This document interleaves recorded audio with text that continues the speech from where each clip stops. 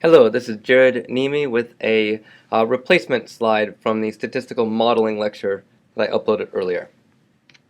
Alright, so the main thing that has changed, I guess I should describe the whole diagram. The whole diagram here is that it starts with how many groups you have, and on the right side here we have more than 2 groups, or 3 plus groups, and this is going to be the content that's covered in chapters 5 through 6 of the Statistical Sleuth.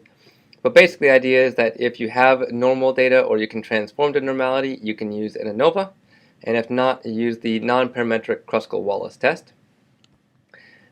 On the other side of the coin, here we have the 2-sample test, and here's where things have actually changed from the previous decision tree that I displayed. Here now we first ask the question about whether the data are paired. If they are, we ask about whether they are normal or can be transformed to normal, in which case you could use a paired t-test, and if not, then use the sign or signed rank test. If the data are not paired, we have independent samples, or hopefully we have independent samples, and we still ask the question about whether we can assume normality or transform to normality.